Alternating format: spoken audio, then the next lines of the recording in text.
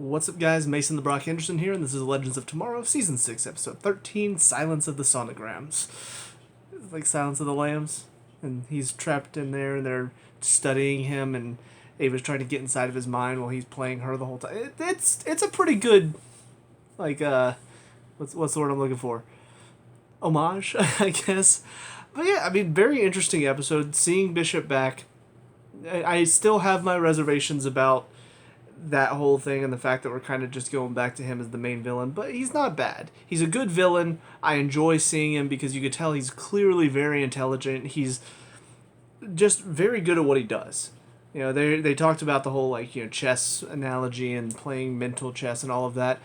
If they're playing mental chess, then he's playing mental, like, 4D chess. It's very clear he is on a higher intelligence plane than them, and he is always one step ahead. Now, granted, that does sort of beg the question, well, how are they going to beat him if he is always further ahead of them? Like, if he's already got all this planned out to the point where, I mean, just every step goes exactly how he wants it to be, how are they going to beat him? And that is where typically, especially in a lot of these CW shows, it feels like they do this to themselves. They write these villains that are so much better than the heroes that they have to pull out some random Deus Ex Machina out of their asses and say, oh, well, this is how they beat him. And I'm not a big fan of that, so I hope they have a good reason here and they have a good explanation as to how the Legends managed to beat him. Because, I don't know, if they just randomly throw in, I don't know, some time travel thing happens and no, now it changes things for the better. I feel like it's going to feel sort of cheap, especially because Bishop is clearly one of their most dangerous threats that they have faced. Everything that he does in this episode, you can tell there's something else going on. Even at the end, whenever he just sort of gets back into the shield and he's just standing in there, he's like, oh yeah, I feel bad. I should have told you guys from the start. I'm like, no. This isn't really you. Like, you can sense. And I will say the fact that I guess they probably did still kind of suspect him, but it didn't feel like they thought everything to do with Mick giving birth. They didn't seem to think that maybe there was something else to that outside of just helping Mick give birth. So the fact that it took as long as it did, Gary as well, like, it feels like he should have known a bit more, because he knows all this stuff about his alien species giving birth and all of that. So it feels like he should have caught on a little bit quicker as well, but it felt like he didn't really see any of what Bishop was trying to do, which felt weird. Like the fact that they gave Mick that stuff that induced labor, and for some reason Gary didn't find out about that until the end of the episode for some reason. There were just a few things that happened in this episode that felt like it was more coincidental, and yet it worked out in Bishop's favor exactly how he wanted it to. So there's a few moments of that, but overall it was still pretty fine. Stuff with Constantine, still pretty interesting. It's very clearly setting up for him to be kind of the one, because it almost always feels like every season there is that one legend that sort of turns and starts helping the bad guys at some point. So in this season it's going to end up being Constantine. And I do think his plight is a very interesting one, because the character of John Constantine is kind of an asshole. He's shown that multiple times. He's shown that he cares more about his magic than he does about other people, more about himself most of the time than he does other people. And yet, with Zari, it has seemed like they have been getting more serious, and so it does go against his character. And this other version of him, it almost feels like that is his true character. Like, no, this isn't me. This isn't what I do. I don't fall in love. I don't give up my powers because of a woman. Like, that's not me. I want my powers back. So it's kind of interesting to see that this other side of him is basically like, no, we're not doing this. I do kind of wonder when that version of himself was like throwing the other one all around the room and all of that. I do wonder how much of that was mental and how much of that was physical. Like, was he getting tossed around by this other version of himself, but his actual physical body was getting all bloody and broken, or was that just a mental battle going on until eventually, the darker, more Constantine version of himself ended up winning the day, and now he's got the power again. I don't know. It's definitely an interesting quandary as far as how much of this is based on him taking the, what do they call it? It was like Scarlet something, I think. Scarlet Brew, maybe? But drinking the blood, essentially. How much of this side of him is brought about because he decided to dose? How much of that is because of this, and how much of it is, no, this is just who he is. Like, if he ever tried to just stop using his magic, if he ever tried to stop trying to find a way to get his magic back, this was always going to happen, even if he didn't take the blood.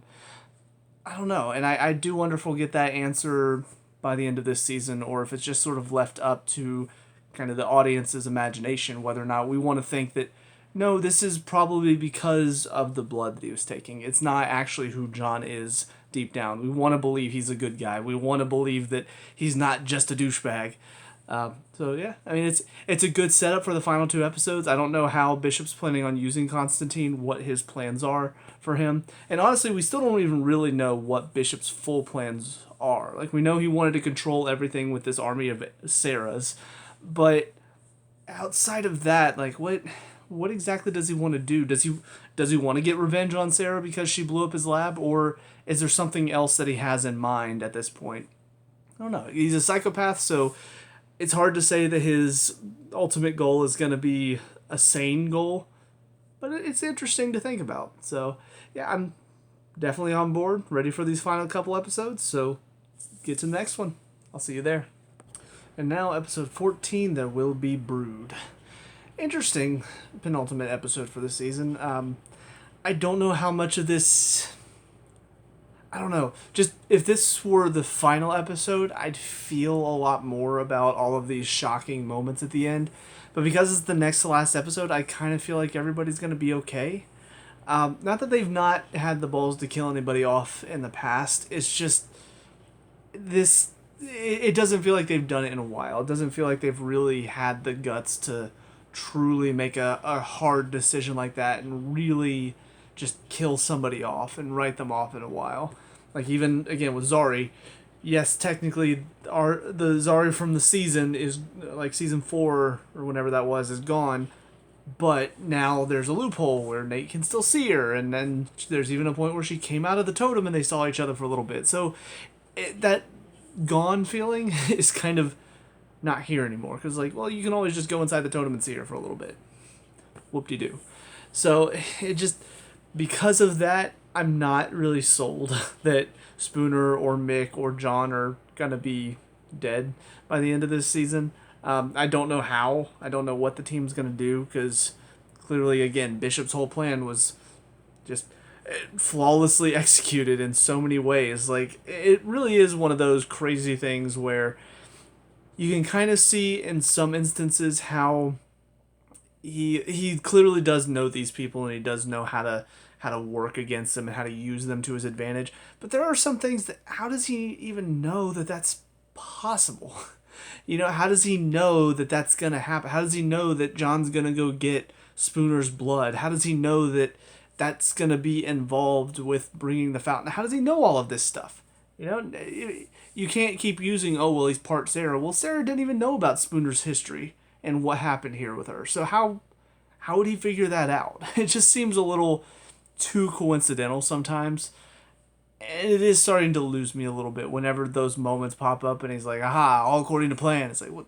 How did you plan some of this? Like, you have to explain the coincidental stuff. Was it truly just, oh yeah, I just assumed John would get the job done. I didn't really care how. If that's the case, then you're relying on him to... And granted, John is the type of person, to get his magic back, he would do anything. But it still relies on him being able to in the first place. So it seems a little coincidental at times, but it was fine. I will say we did get a little bit more of an answer of what happened with John in the last episode, because there was glass all over the ground, so he was being physically tossed around by this other side of him. Whether that other side of him was actually out of his body or not, it's hard to say. But I do hope we get maybe a little bit more context as far as whether that's just him, like that is who he is, or if the blood somehow brought this side of him out in more strength. I guess. Again, that's why I kind of feel like John's not actually dead here. The stuff with Mick, using Kayla to get to the babies and all of that extra stuff, it just kind of feels tacked on because the main thing is Bishop clearly, we see what his plan is now. And I really didn't expect him to kill off the babies because he just saw them as, like he said in the last episode, like he's been trying to get humans and aliens to coexist in one body. He never really tried this method before. So he sees this as a perfect opportunity to probably test out this new species that he didn't create, but he's going to raise. So I didn't think the babies were in any danger at all. I knew he'd give them enough time to get them all out of there.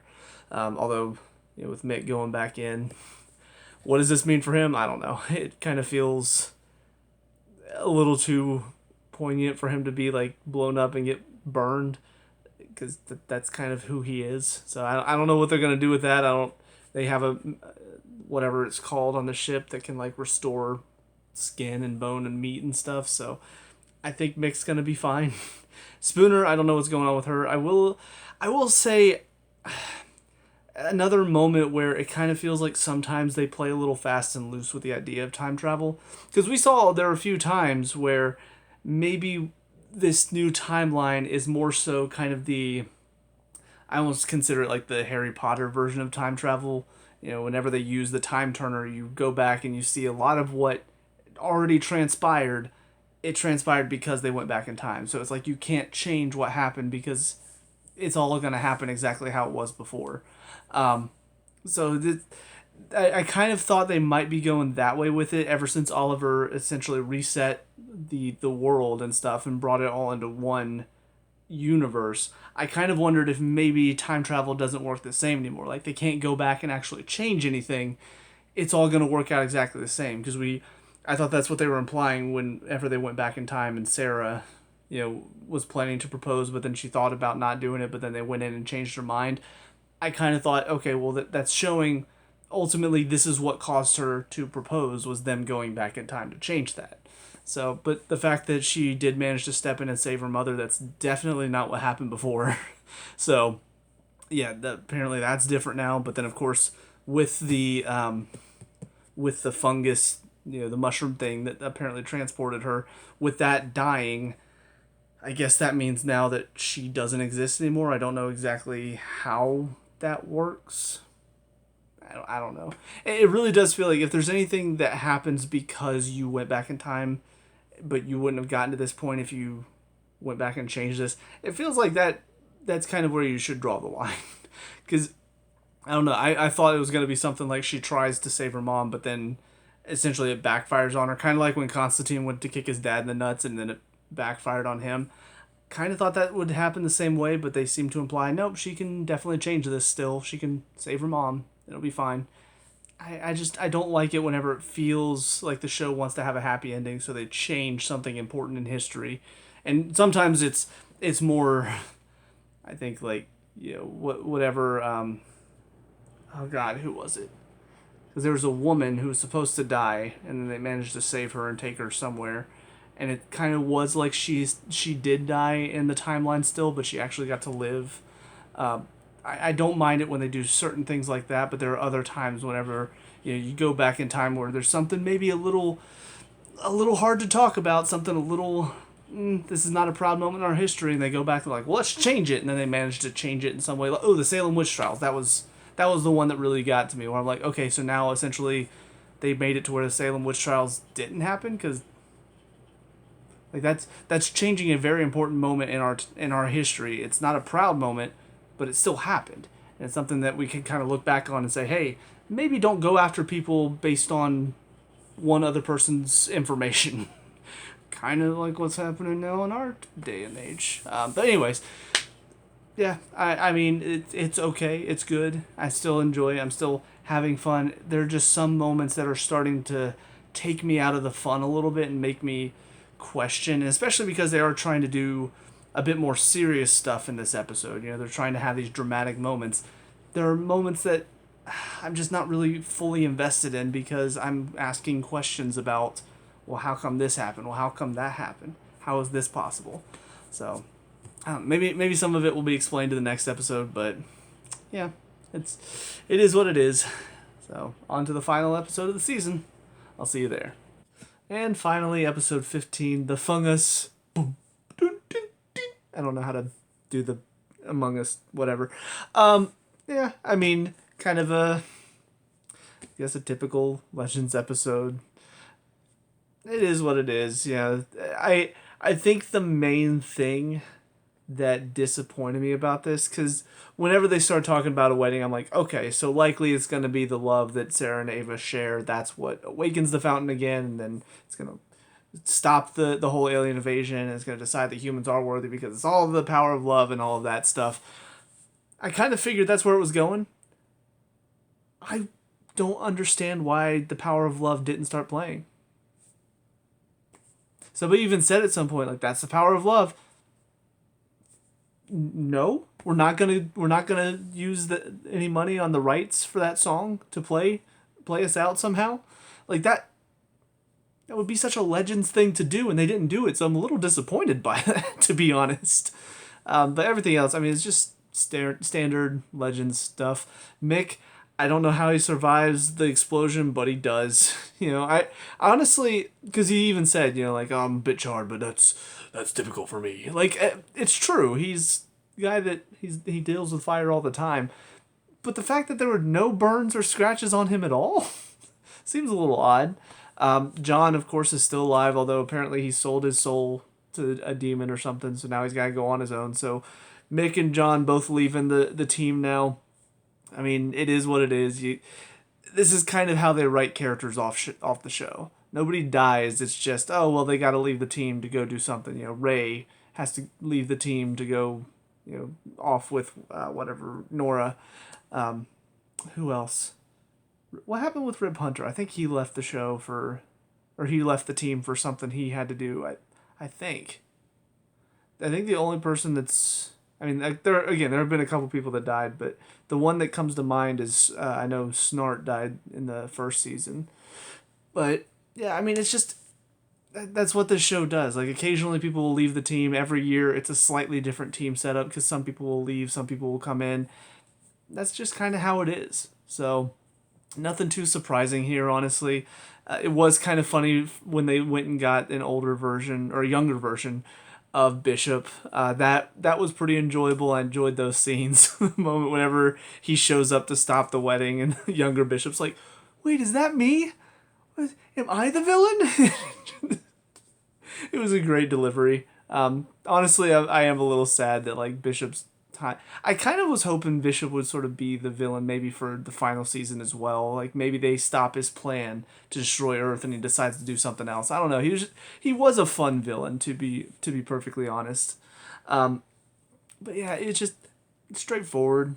Yeah, it was a little goofy, a little obvious. Whenever they started setting up for the wedding again, knowing that was going to be what ended up saving the day. So yeah, all in all, it was a fine season finale. It had its laughs. It still had its moments where I was having a good time. I will say probably the best moments from Gary in this episode, because he actually had a moment to be, I guess, a good advice giver for Ava, and really showed, because obviously he cares about all of them. But as I said before, Gary is at his best whenever he's kind of the joke punching bag, because he's such a pitiful character. So it is kind of funny whenever bad things happen to him and he's just kind of dealing with the brunt end of it. It's the type of character that I feel like I'm, as far as acting is concerned, I feel like I'm good at playing. Not necessarily as wimpy as Gary. I'm a little bit more like straight man, like dry, like just everything's going wrong and it's just like that type of thing. Whereas Gary's a little bit more like, oh no guys, it's okay. We can get through this, as everything's just going completely wrong. But no, the scene with him and Ava, it was good. It was a touching moment. When Ava asked him to walk her down the aisle, I'm like, okay, that's a nice moment for Gary. And then again, there were some funny moments throughout. So all in all, it's not fantastic by any means, but it's fun, and that's what I've come to expect from Legends. So as long as I can have a good time, as long as I can laugh for a few moments throughout the episode, it's good show for me. As far as for next season, obviously there's just one big joke at the end to set up for next season where, yeah, don't worry guys, everything's going our way. Title card. Cut back. Wave Rider explodes. And credits. It's just, it was really well done. And it seemed like it was another, I couldn't tell if it was the Wave Rider. It definitely was something like the Wave Rider. So I don't know what that means. Is it going to be like alternate versions of them, like bizarro versions of them now that are trying to come in and stop whatever they're doing? I don't know. Just theories I'm throwing out there. But yeah, it's got me excited for the final season, though. I don't know what they're going to do, but I'm sure it's going to be a good time. Going to have good laughs, and that's all I can ask. So, with all that being said, that's it for me. So let me know what you guys think down in the comment section below. What were your thoughts on these final 3 episodes and on this season as a whole? Let me know. We can talk about and discuss all that good stuff. Leave a like and subscribe. Future Legends of Tomorrow reviews, and I'll see you guys at the next season, whenever that is. Peace out.